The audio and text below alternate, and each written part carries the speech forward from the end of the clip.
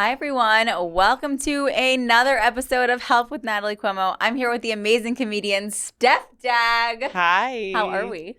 Good. Tired. I did mushrooms yesterday, and so I think you're supposed to feel energetic after doing mushrooms, but I feel exhausted. You could feel exhausted, too. Yeah. I also drank for like 3 days in a row, so I think it's all that combined. This sounds like a lot of fun. It was a fun weekend. Wow, what did you do? Well, my boyfriend was here. Okay. So we were supposed to go to Montreal for shows. Yeah. And the night before he realized he forgot his passport.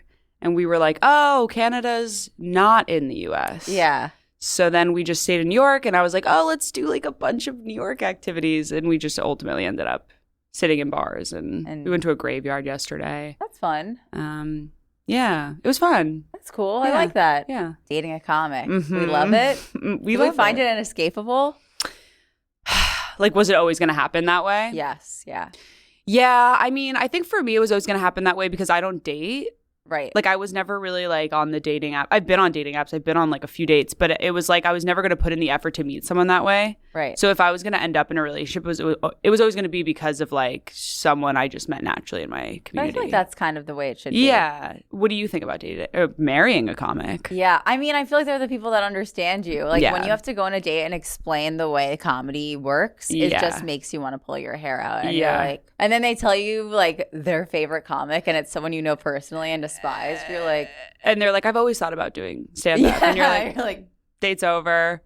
Do you feel like, does Dan ever get like mad about things you say on stage? Like, has that ever been tension? No, it's so funny. I think maybe the only thing that we've ever talked about is like when we first started dating and we had older jokes about having sex with like past people, like, oh, you're talking about having sex with this person? Right. He's like, you've had sex before? Yeah, like what? You've entered another human? Yeah. But that was kind of like in the beginning of our relationship, and now it's definitely like you can't really get upset at anything anyone says on stage. And yeah. What about like stuff you post online? No, actually, we're pretty good. Yeah. We're pretty good. I'm like, I feel like it definitely takes like a communication to get to a point where everyone's just like, yeah, you know, you post whatever you want. We trust each other. Like there's social media versus reality. But what do you think? Yeah, I think it's like comedians are obviously going to understand more than a normal normie. You know what I mean? But I think it is like you don't know what's going to come up until it comes up with like posting online or jokes or whatever. And then you're like, this makes me feel bad. But like, I understand. So as long as you guys can both like talk about it. Right. But it's not like a normal situation to be in. Right. Where you're like, you have a joke about like hooking up with someone and then your boyfriend's going to see it. It feels. Yeah. It's not normal. Exactly. And so I don't know. I'm navigating it for the first time because this is the first time I'm dating a comedian. Does it usually happen where like he'll post something that bothers you or you'll post something that bothers him? No, I think we're actually pretty good. It's just more like now when I post something, I'm like, is that weird to post? Like I have a show where we've like kissed audience members before. Like it's just like a crazy thing we do. And I was like posting that being like, is this going to make him feel bad? Like, I don't know. Right. You know? It's interesting because you're like, now I'm considering another person's feelings when I do like my career, which is like an accountant's not going into work being like, how does my wife feel about these numbers? Numbers that I'm crunching. Yeah. I also think when I was younger, like in my early 20s, I was like, fuck it. Whatever I do doesn't matter. If someone doesn't get it, like, fuck them. But now I'm kind of like, no, it is nice to care about someone's feelings. Definitely. Like, I guess I'm in my soft girl era. I like that. Yeah. I like that. I mean, I think it actually is super healthy for the relationship, though, I feel. When you're at that, you're kind of forced to be at this level of communication that other couples aren't, where you're always asked to be like, hey, how does this make you feel? And I really like that because I feel like I'm closer with Dan than I've been with any other partner. Same, yeah. Because we're always like engaged in the most vulnerable thing ever. Yeah. So, okay, speaking of relationships, you have your show Hot and Single. Mm-hmm. And, okay, number one, first pinned video is this girl. And she is, so your show Hot and Single, if I'm correct, is you interviewing people that are single and trying to figure out why they're single. Yeah. What they're like, are they the problem? Are they the problem? Usually, are they the problem? Yeah, everyone's a problem. I mean, because it's like when people say like the culture of dating is bad, what you're saying is that everyone is bad. Like it's not like there's the culture of dating is a separate thing from the people within it. Right. It's like failing to take responsibility. Yeah, we all are shitty at dating. Like, it's like we're bad at it. The way that we live our lives in New York doesn't make it easier. Right. And people, I think, want to stay single and have a lot of their own things going on. So like it's easier to remain single. Yeah. But yeah, everyone's the problem. I'm the problem. I always felt like people in New York always thought like, oh, I'm going to find something better. I'm going to find something better. And it's like, no, you won't. Relax. The illusion of choice. Yeah. Yeah. It's like a mixture of, I do think there's people you naturally mesh with, but it also takes work to maintain a relationship after the like lustful few months. Right. And so I think after like 3 months of dating someone, there's like a pivotal moment where you're like, all right, I now see you're not perfect. Like there's parts of you I don't maybe like, and you decide if you're going to keep moving forward with it or move on. Right. And in New York, people tend to move on quickly and date the next person, and they're always in these like 3-month intervals. I do feel like it's a 3-month thing, and they're like, should I work on this or my career? Yeah. Yeah. Okay, so the first pin video on your hot and single account where you're interviewing these people, I am obsessed with this. So this girl is cheated on, and then she has sex with the girl that her boyfriend sleeps with. Iconic. This is not the first time I've heard this. Really? This is the third time I've heard this. With a girl hooking up with the girl? Yes. Yeah. And I honestly, when I saw that, I was like, oh my God. I have to bring this up that I've heard this before. I mean, it's the ultimate power move because the two girls having sex is going to be better than any other girl having sex with a guy. Like, it's just going to be better. So you win. It feels like it's this way that some women like try to heal from being cheated on. Yeah. They're like, okay, you think I'm better than her? Well, I'm going to be better than you. Yeah. I think like that those weird dynamics, you can kind of be like, oh, I see like why in this twisted world I thought like, oh, like if I just say this is okay, then like, yeah, you know, and I think because like was so open about like sexuality and stuff like that, people would confide in me about like things like that girl told you on the street. And I don't think it really takes your power back. I think it kind of puts you deeper into it a little bit, but that was just my experience. I mean, there's almost nothing you can do. It's tough because I go back and forth on cheating because I feel like I don't necessarily always think cheating needs to lead to you breaking up. Like, I think you can work past cheating because I think the reality is a lot of people cheat because like monogamy is hard. So I don't always necessarily, I think oftentimes it's a sign there's something wrong in the relationship, and that's so you should break up, whatever. But like, I'm putting myself in the situation. I'm in an open relationship right now also. Yeah. So I'm a little bit like red pilled on monogamy right now, or like not. I would eventually be in a monogamous relationship, but I just think like there's I can see the two sides to every story, whatever. So I get why people cheat, but I feel like the only way to take your power back if you're not okay with it is you just have to leave the relationship and move on. 100%. But if you can get past it, it's tough. The thing that sucks about cheating is it puts the responsibility on the person that was cheated on to get over it. I think the problem with cheating, and the reason I don't think that you can get past it in a relationship, is the dishonesty. So like in an open relationship, you're like, hey, I want to have sex with multiple people. And the other person's like, thanks for stating your needs. I'm okay with that. Then there you go. But when you're doing it behind someone's back, you can still actually cheat in an open relationship too. Like depending on what you're like, you know, what your boundaries are that you what set. the rules are, So I don't actually think cheating is, in my personal opinion, something to get past because it's just like, it's dishonesty. Yeah, I guess when I say cheating, I mean like things like, I know girls who like their boyfriend went out and got drunk and like kissed another girl, and they're like, and then they end the relationship. And I get why. I totally get it because it fucking sucks, because then the burden is on you to like whatever. But I, in the way that I experience my own sexuality, have been in that position and been like, I don't really care. Like, just tell me and then it's fine. Which is why the open relationship, I think, makes sense for me or whatever. Right. But I do, like, I hate being lied to. Like, it's the lying that's worse than the actual act itself of cheating. Yeah. But I fucking hate being lied to. It creates a rage in me unlike anything else. Oh my God, it's crazy. Because women are lied to all the time. Yeah, in all sorts of ways. Yeah. And I do think guys have this thing in their head where they're like, I love her. So like if I lie, it doesn't matter because it doesn't negate the fact that I love her. So like it's okay. Like they can really justify it in their heads. Right. And it's like, and I think for women, it's a bit harder to justify it. It's weird. I have friends that have like cheated because they knew that was the only way they would get out of the relationship. They were like one of my best friends cheated on someone and then she broke up with her boyfriend the next day because she's like, that was how I was able to. Yeah. Which I don't know. Anyway, trauma. I just, wow. When I saw that clip, I giggled.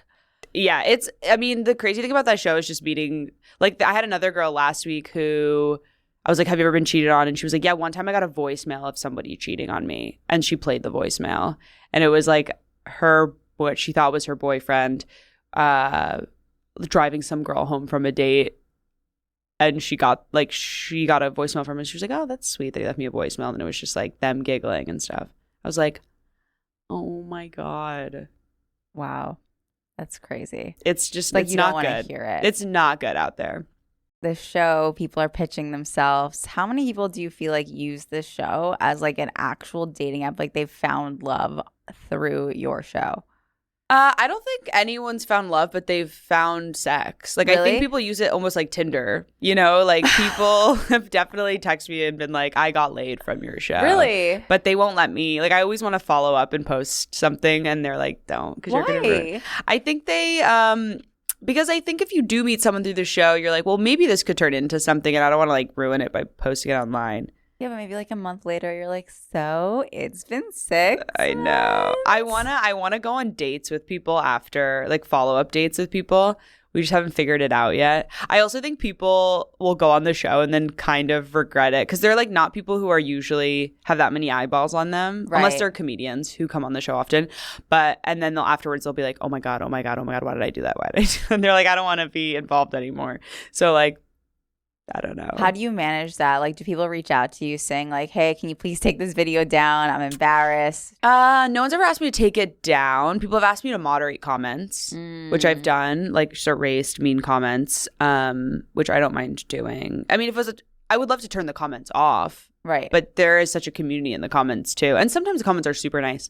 But people have, after the interview, asked me not to post it, which I won't, like before it's posted, you know what I mean? Like right afterwards.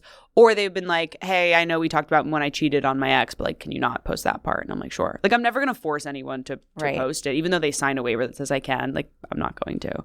You're a good soul. Do you ever do that with your podcast? Are people ever like, oh, you got to cut that out? No, only one time has someone been like, you need to take your podcast down. And I've said no. You said no? Yeah, and I blocked their number. But they were on your podcast. Yeah. Episodes on YouTube. That's crazy. It was the reasoning, though. The reasoning was crazy. Right. So I was like...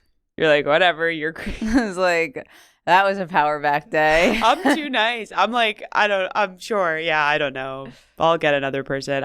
But I feel bad about it because also... When I first started the show and just being a comedian, I would say anything online and I really didn't care about it. And I'm not affected by negative comments. Like I just genuinely don't care. Yeah. But I will say in the last few months, since my following rose a lot more than it was, I have started to be like, I don't need to say everything. Like I could maybe not talk about some stuff. Yeah, I honestly think about that a lot. I'm like, how much of myself do I need / want to share? I feel like I want to share everything. Yeah, me too. It feels natural. It does. But then I'm like, I find myself going back and being like, did I need to say that one thing? Yeah. Like, what do you think it is that's making you go, I don't need to share everything? Well, there's always the fear of being canceled. Which, like, it's okay. I'm not, like, worried I'm saying anything bad, but I'm worried that something I said when I was 21 will be taken out of context. That's, like, always, like, a looming fear. Or something I said stupidly, whatever. The other fear is, like, I had, like, 4,000 followers, like, 6 months ago, and now I have, like, 60,000. Like, my following really grew quickly. Too quickly for me to grapple with it as it was happening. Not that I have that many followers, but it's just like it's so much more than I was used to. And so I started like just thinking back on things I had said that I thought no one would hear. Because like when I first started doing comedy, I would do people's podcasts, I would do whatever. And like who knows how many people heard that? 30 people? Like nobody. And now I'm like, oh, I don't know. Especially with like relationship stuff, because I also feel like when I was single, I would talk about dates I went on and dating, whatever. And I didn't care because the dates didn't matter. Yeah. And now being in a relationship, I feel like I want to protect it. Do you know what I mean? Yeah. And so I don't know. I'm like figuring that out now of like where to censor myself. Being in an open relationship, I am, let me tell you, I am the queen of jealousy. Mm-hmm. Like the thought of an open relationship, I could put like, I couldn't handle it. Yeah. How do you deal with that? How does that not make you jealous? Jealousy comes up for sure. And I don't think I could be in an open relationship with anybody else. I just think if the relationship is so strong, like it doesn't feel shakeable by casual sex. But I've like, when I think of my other boyfriends, I'm like, that would have been horrific because I didn't trust them. They didn't validate me. I would have been insecure. And that's just not the case. So I guess for someone listening and they're trying to figure out like, if their partner is the right partner to have an open relationship with, like what would you say they should look for? Well, the relationship should be really solid, and it shouldn't be like you're doing it to like prove you can or to prove you're cool or to prove like I think the common misconception is people think that like if they're able to be in an open relationship, they're like elevated or above people who aren't. Like they're like, I am above jealousy, whatever. That's not the case at all. It's a different kind of relationship. It's a different way to explore romance and sexuality. It's not better. It's just different. And you can always like go back and whatever, but do it if you're on solid ground. And also have clear – at first we didn't have clear boundaries, and then it was like, oh, actually I want to understand what's going on. And then also like, figure out over time if you're in an open relationship, like – I think the biggest question people always ask is like, well, do you want to tell each other when you have sexual experiences? Is it a don't ask, don't tell? And you can play around with both. You can be like, I don't want to know. And then when you don't know, you're like, nah, that feels bad. I want to know. So it's like, it's not for everyone. Yeah. You know what I mean? Takes a specific type of partnership. Yeah. So what motivated you to start the show Hot and Single? Well, I worked at, do you know Overheard New York? Yes. So I got hired there. I was a director at Condé Nast, and they do like Vogue, Vanity Fair, GQ, all those magazines. Really didn't like it. I hated being a director. It was too much responsibility on me. I felt like I was like, I don't know what I'm doing here. Like this is too much. So Overheard hired me to kind of just be like a creative there. Mm-hmm. And they knew I came from a video background, so they were like, come up with any video series and we'll make it. And they had like a section in their newsletter called Hot and Single, which was like people who read the newsletter would write in, and then we would almost make like an ad for them, and then people would write in to date them. And I was like, that feels like it could be a show. Like just like the idea was like a dating app, but in real life. And then we just shot it. And the first few times it was like kind of wonky. Like I didn't really know what questions I was going to ask. And then I went back and like looked at kind of like dating app prompts and what people ask in dating in those dating apps, and was like, those are such unnatural questions that I wonder how it would throw someone off to be asked that in person. Right. Like, what green flags do you look out for? Like, it's just like a weird fucking question. And then we shot it that way, and then it really worked. And we've only been doing it since February. Like, it's not been that long. It hasn't even been a year. But it's been fun. I've met a lot of people, which is the best part. Yeah. What do you think is, like, in your experience, the biggest red flag you've come across on a date? I mean, I think someone who talks really negatively about their exes, I always am a little bit like, I don't know about that.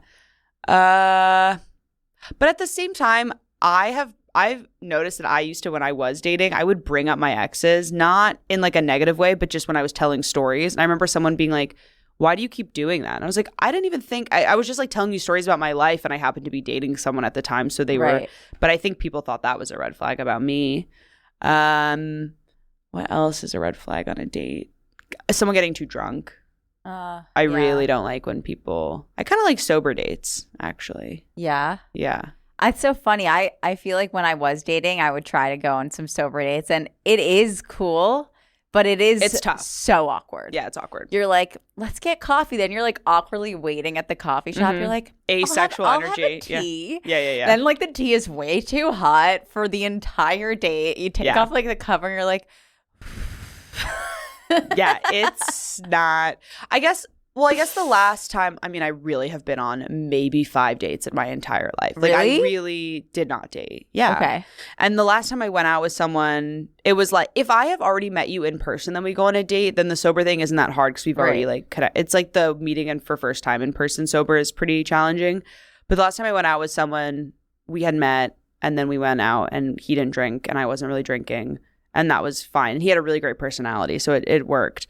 But I feel like, I don't know, I just think alcohol, like whenever I was dating, I would like forget the date because we'd be drunk and then I'd be like, I don't really know what we talked about. And then you have like a drunk, sloppy kiss. And then the second time you hang out, it's just as awkward because the first time you were under the influence anyway. Right. So like it just feels like it pushes away the like actually getting to know someone.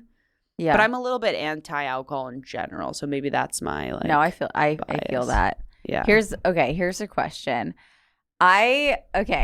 When I have started dating people in the past, obviously, like I've been with Dan for a while now, planning a wedding, very exciting. But in the past, when I would date people, I'm curious what you would do.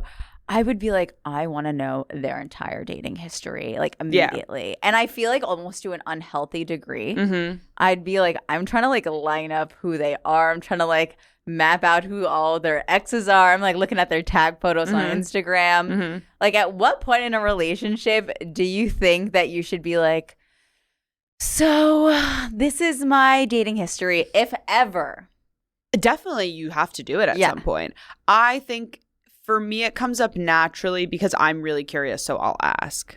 Oh, me too. The problem with being a girl is that we're all spies. So we're all secret spies. So we've like looked at the tagged photos and we've looked at the profile of the last girl he dated. Like we've looked at her LinkedIn. We know who recommended her for marketing. Like we know.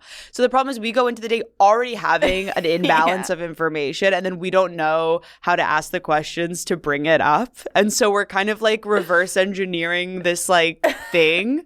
So I like, yes, you should definitely ask, but you have to be tactful about it. It's so I used to like admit that I'd done my research. Yeah, which was terrible. I remember I went on this date once and this guy was telling me all about his ex and I'd be like, "Oh, I know.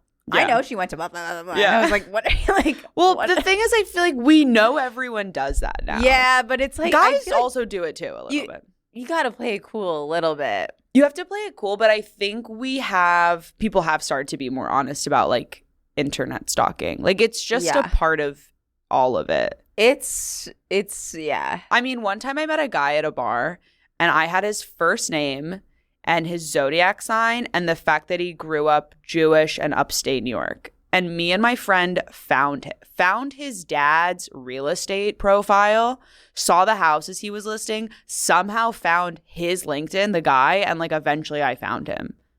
See, it's amazing. It's just like girls could have caught fucking any terrorist. We are, yeah. It's so comforting that we exist. Yeah. We really can solve a crime. We could solve a crime. Because we're so used to cleaning up period blood that we could really do. So true. Yeah, we can like we can get rid of evidence. Get rid of really the mess well. In the bathroom. What also sucks is that like because we're in this like internet age, we know everyone's stalking everyone. We also know that if someone is like cheating on you or doing something like your boyfriend is cheating on you or whatever, he's gonna also know to erase the evidence from his phone. Like I feel like we used to be able to like go through someone's phone and be like, you're texting her and blah blah. They're erasing the text. Like we all know how to like be sneaky now. The thing is, at this point, I think if someone's cheating on you, you know in your gut, and you don't want to go through their phone. You don't want to. You're just like, keep your phone over there. You don't want to. I don't want your password. Yeah. I say this to my boyfriend all the time. I'm like, my worst nightmare would be to go through your phone. I don't want to. I don't even want to know. You're like, get that thing away I'm from like, me. Please leave it over there. I don't want to see it. Because also, going through someone's phone sucks because if you do find something, there's nothing you can, like, unless you're prepared to break up over it, be like, I went through your phone and fuck you. You're sitting with that inside and you can't do anything about it. And that's worse. Like my ex, I remember he was like constantly getting texts from this girl and I had a feeling and already the relationship was so bad. And I looked through his phone once. It was the only time I've ever done it. And I found what I had been looking for. And they were texting in a different language. So then I had to like Google because yeah, they were talking in Hebrew. And so then I had to like Google translate it. And I was like, what's going on? And I was right. But then it was like, I had to make a decision in that moment to either like sit with it and like let it fester and then eventually be like catch him, you know what I mean? But I remember he came out of the shower and I was like, I went through your phone and I found this. And like that was that. We didn't break up. He broke up with me later, but it's so healthy. He broke up with me later, but yeah, don't go through people's phones. I think it's bad. What do you think is the best advice you've ever received? Best advice I've ever received. Best advice was probably post my last breakup. Horrible breakup. Bad relationship. I lived in LA. I was converting to Judaism for a boy. It was like a lot. No, we've all really done. Is that the most extreme thing you've ever done for a guy? There was that, and then I almost moved to Sweden. Wow, same guy? No. A different guy. Yeah. Wow. I've done some extreme things for boys, but converting to Judaism was up there because I learned an ancient language for a boy who slept on a mattress on the floor. So the best advice I received after that breakup, I was just like, I was like convinced I was never gonna find love again, and I was just like distraught, even though that in some ways was not love, but I remember my mom told me this. She was like, write down a list of all the qualities of a partner you want and then become that person. Aww. So it's like you write down, I was like, I want him to speak multiple languages and I want this and I want that and I want that. And then my mom's like, okay, now you do that. Aww. Because you attract people who are operating at the same frequency as you. So if you're kind of a dirtbag, you're going to attract those people. If you're like a high quality person, those people are going to naturally orbit you. So I did that.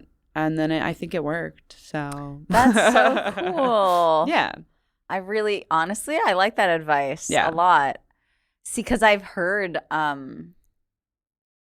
make the list of what you want, but then I've never heard become that. Yeah, and then it's like, don't actually look for it. Just become it. Also, like it's pretty a common like mantra, but it's like don't chase, attract. Like, don't chase boys or girls or whoever you date, but just like attract them. Like if somebody doesn't, if there's resistance in someone, like let them go. Like don't, I think I used to really like hold on to boys and like if they didn't text me, I would double text them. Like I can't play hard to get. Same. Because what's your sign? Sagittarius. Oh, that's surprising. Really? Yes, because they're very like all over the place and like unattached to things. Yeah, no, I'm like I was gonna guess if you were a Cancer because I'm a Cancer. Oh, I'm a Cancer moon. Okay, there it is. Or there rising, it is. Astrology's real. Cancer rising. Astrology's real. But I can't play it cool. I can't be like, yeah, I don't care. I feel like when I like a guy, I'm like, hey, I actually have a crush on you. Yeah. And if they like are not. If they're turned off by that, I couldn't date them because I'm like someone who like writes love letters and is like really embarrassing like that. Yeah. So humiliating. No, I like that. If you talked to me a year ago, I know we only like officially met in the last few months, but like a year ago, I was in my like just moved back to New York, bad bitch post breakup era. I was like, I'm a cold-hearted bitch. Like my goal for the new year is to just like be a bad bitch. Like I was so like detached from boys and so like in my fuck boy era, and it was fun. It was actually really fun, and I actually think the reason I found someone is because I didn't want to be in a relationship. I was like so happy being single. It was so not distracting and like just fun and easy. But then I remember there was a few people I dated that like I started to kind of like a little bit, and they were very like, you seem really detached, like you seem cold, which was the first time I had ever experienced that. And then did you like when people said that to you? It felt a little bit like I was like, ha ha ha. You're like how the tables yeah. But it's like, it's never as validating as you want because it's not directed at the person who actually did hurt you. Right. You know, you're like, I wish that person could see me be cold and break hearts or whatever. But like, I didn't like it. I think eventually it started making me feel really bad because it doesn't feel authentic to me. Like I am not someone who like is like, I'm going to play a game with this person, fuck with their head. Like I feel bad doing that. Right. And it's not authentic to me. And people have done that to me and it really hurt me. So I'm just... I don't know. So then when I like started to fall in love again, I tried to keep up that facade of like, I don't care, whatever. And then eventually the person was like, yeah, you do. And I'm like, okay, I care. You know, which feels more authentic, but ultimately is less funny and more embarrassing. Yeah. To be like the soft in love person. No, I think it's good. This video is brought to you by Manscaped.com. Today, I want to introduce to you the Performance Package 5.0 Ultra, featuring a product I'm really excited about, the new Lawnmower 5.0 Ultra.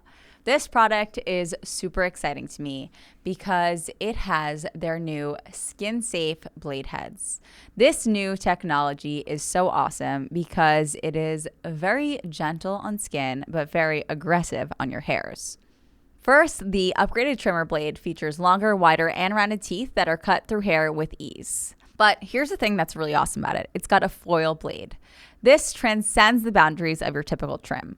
The thing that's really cool is that there are multiple blades that you can switch on and off. I know what you're thinking. How does this dual blade system really stack up? Let's break it down. First of all, you start your trimming session using the trimmer blade. Then you pop it off very easily and you attach the foil blade to get down to the skin level. Think of it as kind of a tag team match. You can use both of the blades to get that perfect smooth feel. Here's what's really, really special about the Lawnmower 5.0. It has an LED light. This allows you to see more clearly in the shower, which we all know is really, really important. We all hate when you get out of the shower and then in that light, you can see all the spots that you missed. Well, with the LED light, you don't have to worry about that at all. You can see those lights that you missed while you're shaving in the shower. Lastly, along with a lot of Manscaped's other products, the Lawnmower 5.0 is waterproof. So what are you waiting for? Use the code NC20 and go to manscaped.com for 20% off plus free shipping. That's right. Use the code NC20 at manscaped.com for 20% off plus free shipping. All right, let's get back to the show. Do you feel like you're funnier single or not single? Like, do you feel like, or you've just had to adjust? It's weird because I don't think I'm funnier either way, but I feel like there's kind of maybe an idea that's thrown around that's like, more people are going to want to listen to you if they can have the illusion that they can have you. Yep. And I think that's the only thing that's been kind of fed to me. And that's not worth like changing my life over. No. But also guy comedians don't have to worry about that. Yeah, I know. And also every successful woman I look up to is like in a relationship, not in a relationship. Like, yeah. So I don't really think I think how funny I am does correlate to like my happiness though, and like how distracted I am by like whatever hurt I'm feeling, if anything. Yeah.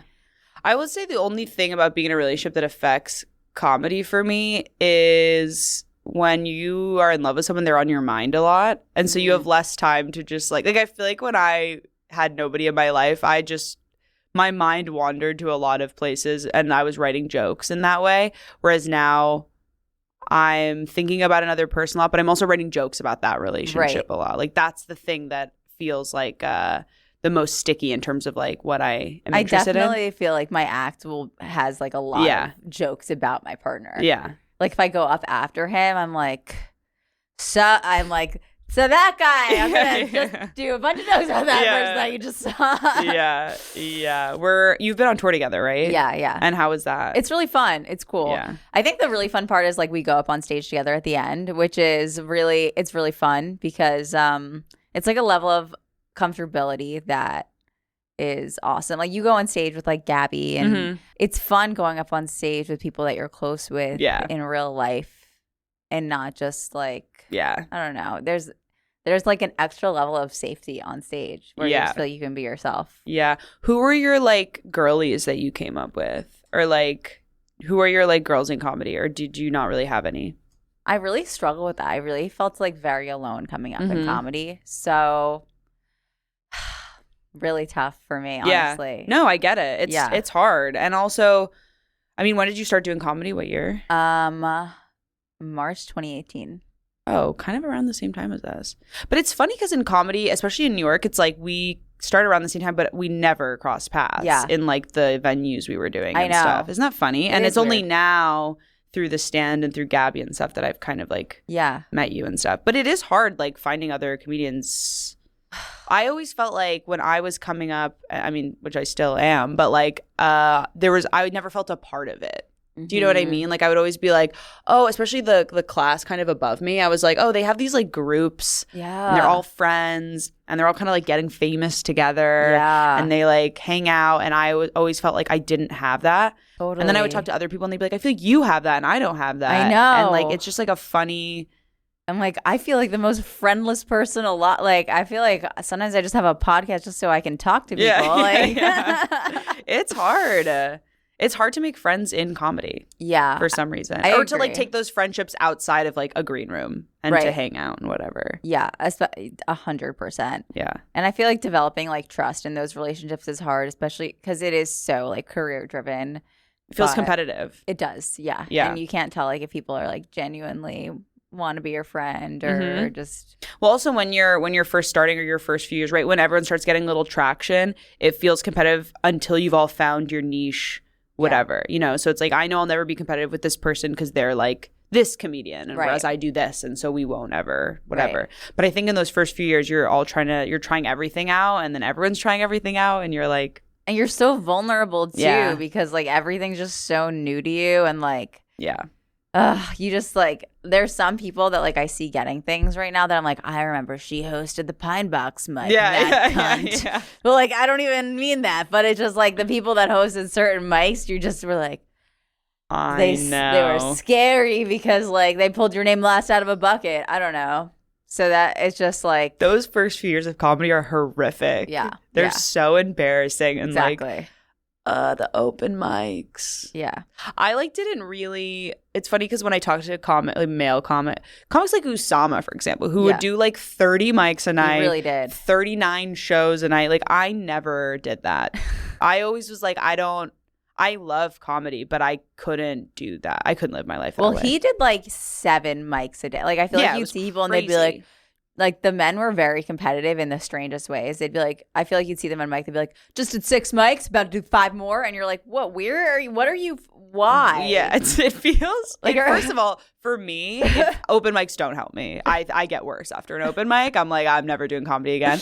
But I also feel like there's this weird thing where like there's this old way of doing stand-up, which is like you do 10 mics a day and you don't even think about releasing a special until 12 years in and you get passed at a club, 7 years. Like it was like all these weird rules that everyone took as fact. Yeah. And it's just not true. Like you can be really good after 5 years and release a special and like maybe it's not fucking Louis level or whatever, but it's like it's a good special and it's a way for you to like expel the material and move on. Like I just think like now the comics that I like and respect, we're all kind of like, fuck those weird rules that everyone set up. Like we do whatever we want. You can also make your own path. I feel like it is really important to like shed old material. Like I feel like you get to a point, like especially where we are now in our careers, it's like I feel like my voice is like evolving and I'm like, I want to shed that old material. I want to put it somewhere where I'm like, okay, I worked really hard on it. I don't want to throw it out, but I'm glad I like taped it, put it out there, and I'm like working on something new. I hate this idea that like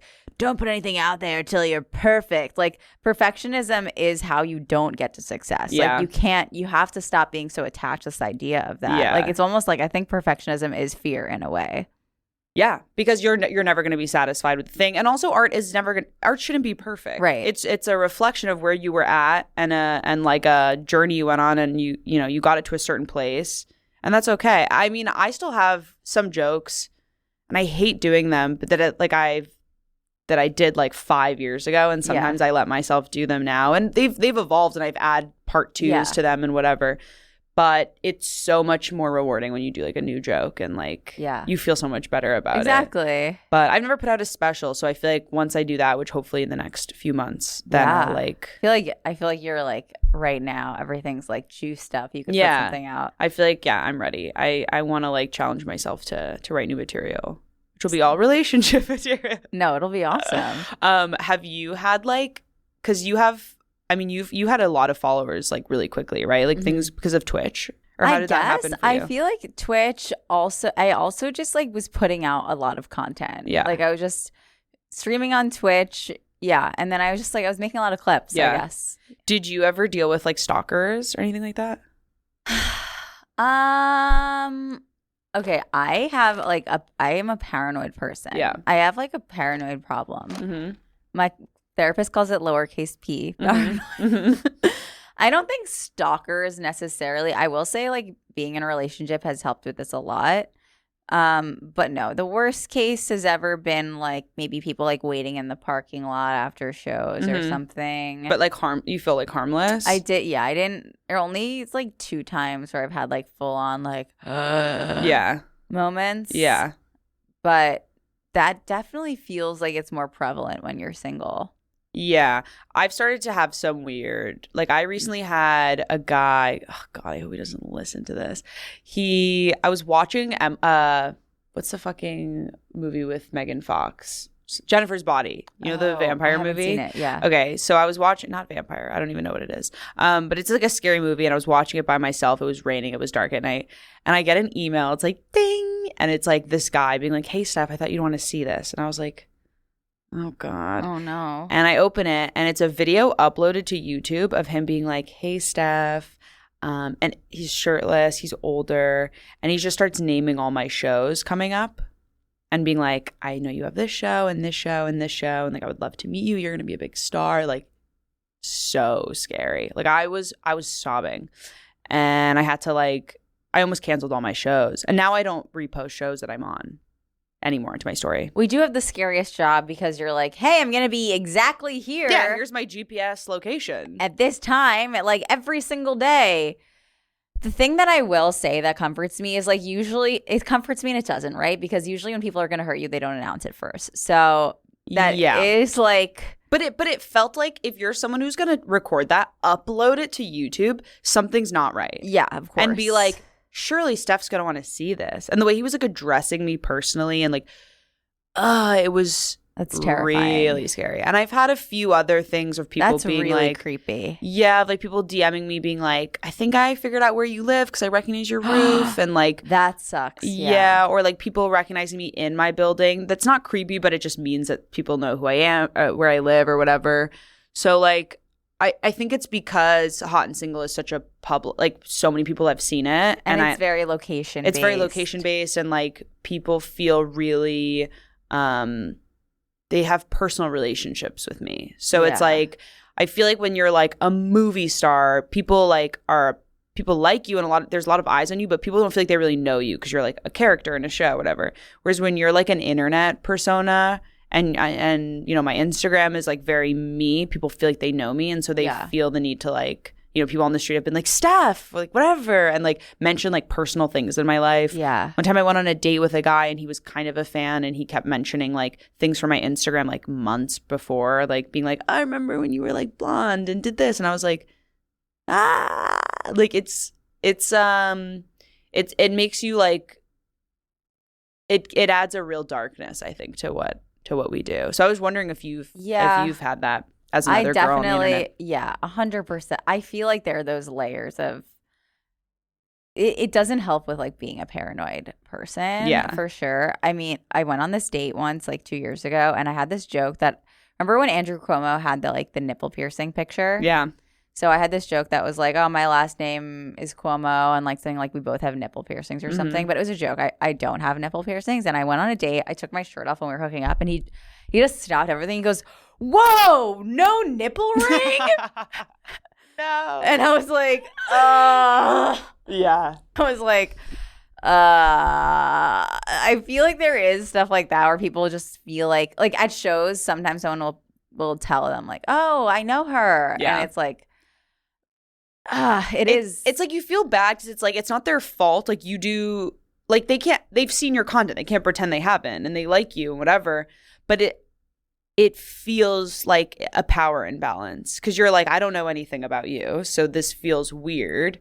But it's like, I don't know. But I'm sure they're like, I'll tell you everything you want to know. Yeah. I mean, it's like, it's not that much different than us stalking someone before we go on a date with them. Right. Like, we're also doing it, but they just feel, it's weird to me that they bring it up. So that was one of the reasons I stopped dating, is because I felt like when I was going on dates from like Hinge or like friends setting me up, these people were like kind of fans, and that set up a weird power imbalance, and I couldn't like get to common ground with them because they would just either out of nerves because it's a date or whatever would just like reference a joke I had or like, you know, they'd ask me like, so is it true that you like da da da? And I'd be like, I mean, what? Like, you don't want someone to have a preconceived notion of you before you meet them. No. And also what was happening is I was being like, if I was like shy or not even shy, but just like a little more quiet and low key, guys would be like, roast me, Steph. And I'd be like, what? Oh my God, tell me a joke. Yeah. And you're like. And I was like, that's like a stereotype, but it was like really happening. Like, I'm just trying to like have this drink with you and be a normal person, not like. Yeah. And guys love talking about comedy. Do you know what I mean? Because every guy wants to be a comedian. Yeah. And you're just like. And you're like, let me talk about skincare. You know, I know. I'm like, I'll talk about anything else. Do you have any serums? Yeah. And they're like, have you ever been on a show with this guy? And like, have you considered doing this? So like, what do you think about this person? Yeah. Do you have guys come up to you after shows and give you notes? Yeah, or like be like, so how do I get into stand up? That's a question I get. But I've had a guy be like, great set Steph. Like, I have an idea for your closer. Yeah, like and a tag. Like, yeah, and I'm like, oh, okay, let's hear it. And they're always so bad, you know what I mean? Yeah, you're like, you think I haven't thought of that? I know. Yeah, like, but it's funny because when a girl does it, I'm like, tell me, yeah, what do you think? You know what I mean? I honestly can't think of a time a woman has given me a tag. Because a woman would never do that. It's more like if you're asking about a set with like my friends. Yeah. Like me, Gabby, and our friend Savannah have a group chat and we'll send each other jokes and you guys we'll brainstorm on tags and stuff. Oh my God. Which is nice. I was watching Beth Stelling's special last night and have you seen it? I don't think so. It's so good. It just came out this week. Then I haven't, no. And she has a joke in it about like she was at this fundraiser and a woman was having like a heart attack in the middle. And as she's getting wheeled out, like while she's having a heart attack, she's like, I'm so sorry. Yeah. Sorry. This is really random. To interrupt while I'm dying. I'm gonna die now. She's like, nice outfit. Yeah. I went to a sex shop with my boyfriend the other day, and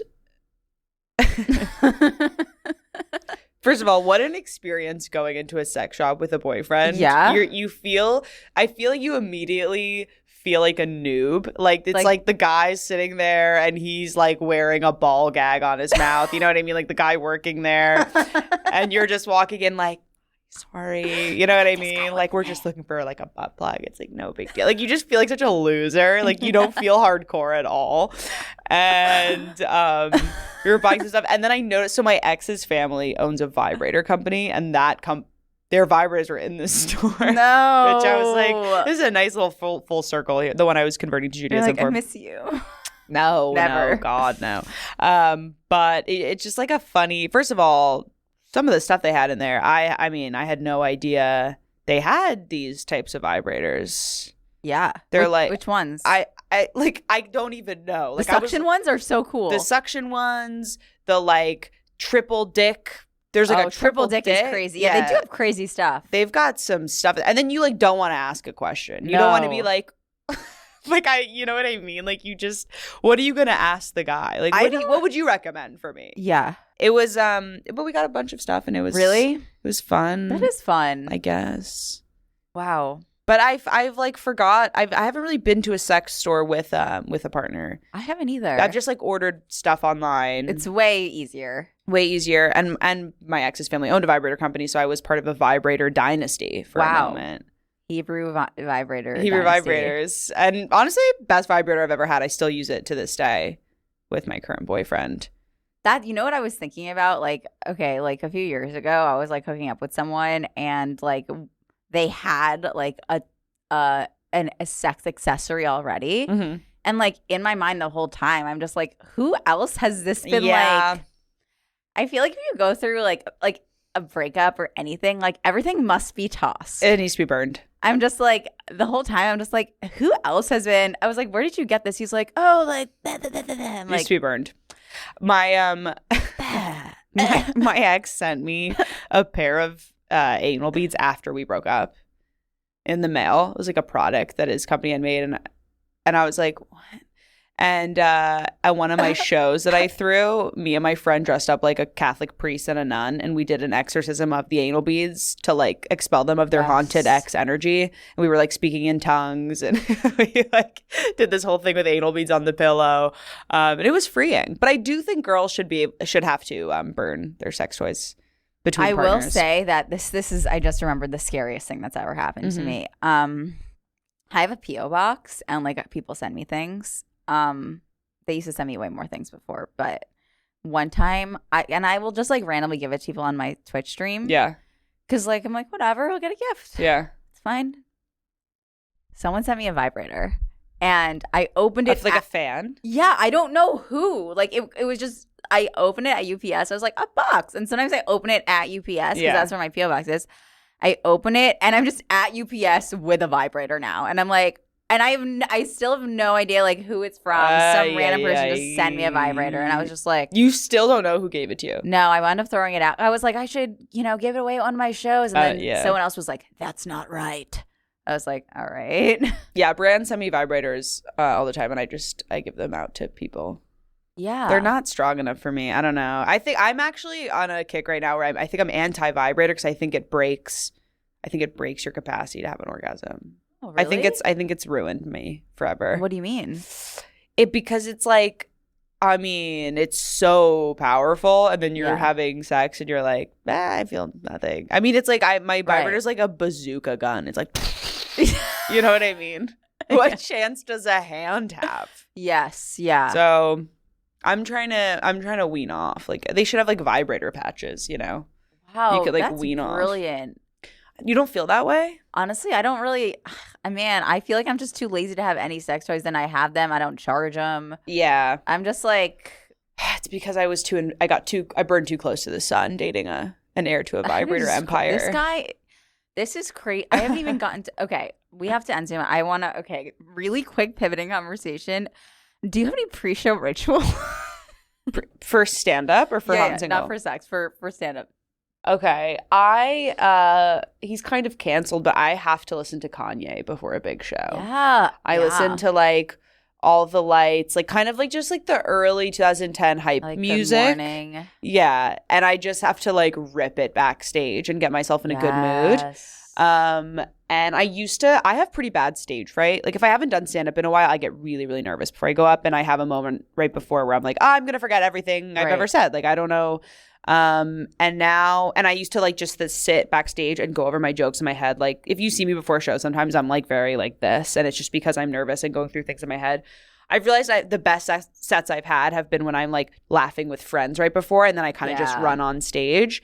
And that's something I learned definitely at Fringe this summer in Edinburgh, because like me and my friends would like have a show every night, be hanging out before the show was at 10 p.m. and we would just kind of run on stage and start doing stand-up, and that got me out of my head so much. So I try now to like be chatty with people before a show. But I don't pre-show no, I'll go to the bathroom at a whatever venue and do my set in my head. That's what I'll do. Like I'll kind of like go through it in my head and have a moment. I was really like, so I don't necessarily have a pre-show ritual. Like sometimes I'll write like affirmations, sometimes I'll like listen to music, but so we were like hanging out with like Dan's musician, like this band was in town, and I'm like just talking to them, and I'm like, what's your pre-show rituals?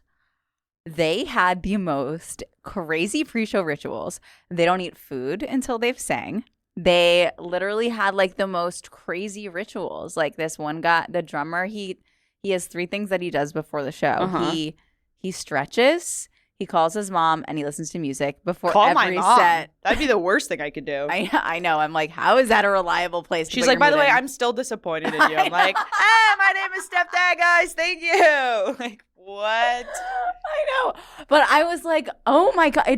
My brain has been spinning ever since this conversation, because I'm like, wow. They all had such distinct pre-show rituals, and given like a music set is so different than, stand up, but also, I don't know. I'm just like, would my sets be different if I were more regimented about my... Yeah, I think about that. But I also think with music, you kind of let go and you're kind of in this like flow state, which you do get in stand up too. But stand up is also an intellectual process. You have to remember jokes. Right. Like lately, I've been forgetting my jokes a lot, which I didn't do for years. And I've been like in the middle of a joke and then been like, whoa, I have no fucking idea what I'm saying. Yeah. And you recover and then it's fine. Right. But like you have to kind of be mentally clear. Right. For singing, it makes sense you don't eat because you have to sing a certain way or whatever. Yeah. But I think about that too. Like I guess not a pre-show ritual, but it's something I've been doing is taking long walks and doing my set out loud when I'm walking. And that helps me write new jokes and also get comfortable with my material. But there is some people that are very like almost ritualistic about their art and stand-up, and I am always a little bit envious of that because it feels correct to be like, before the show I do XYZ. Well, I don't really know that many stand-up comedians that have like told me their pre-show rituals that have made me go, but I don't ask enough. Yeah. Like, I think I'm going to start asking people, but. Well, I think for us, it's less like pre-show rituals and more like there's people who like write down their full jokes and then go on stage with it written down. There's people who write down like bullet points of like punchlines and then kind of feel the audience and fill it in. Yes. Like that's always interesting to me with comedians because like I don't even write my jokes I don't have a notebook. Because I don't get why people do that. Like, I need to, like, control find my jokes on my Google Drive. Online? Yeah. Oh, I'm a notebook. Notebook person. I couldn't. It feel like my hand would hurt if I tried to write my joke out loud. Yeah. On paper. So I think that's, like, more the rituals for comedians is how you get out your material, what you bring on stage, and, like, also – are you figuring out new jokes on stage or are you going in with like exactly like I go in with exactly how I want to say it. Right. And I leave very little room for moving around. It's interesting because like when you're watching someone's special and you have the subtitles on and you're kind of like reading them while watching it, you can really see if they're the type of comedian that like wrote every single thing out and planned every word or they're kind of like. Yeah. Flowy. Yeah. It's interesting. I'm jealous of the flowy people for sure. I don't know. Or like because it feels harder. I've only just in the last year started doing crowd work. Like it felt like such a different part of my brain. So I'm jealous of people who can kind of like run with an idea right on stage and like I mean the club comics do it so well. I feel like I've seen people do that at the stand. Derek Gaines is really good at that. Yeah. But it's a skill I definitely want to work on. Okay, so now we are going to pull a tarot card. Oh hell yeah! Okay, I live for this shit. First and foremost, I'm a girl. So. Yes. Oh my God. All right. Do you want to shuffle the deck? Okay. Do I know how to shuffle? There's no right answer. All right. Okay. I'm gonna pull a tarot card for. Are you full tarot? Like, can you do this? Because like there's on the card. There's like 12-year-olds on TikTok that will pull a tarot card, and I'll base my entire fucking life off of it. Really? I think I want to be one of them. Yeah. Do that. I think they get so many views and I'm watching it knowing 3 million people watch it and I'm like, that was so true to me. And it's like a 7th grader. I do it on Twitch and my pulls are so – can I just explain to you? I do the most amazing tarot readings on Twitch, but it's just like a bunch of dudes who like video games watching and they're like, yeah, that's pretty good today.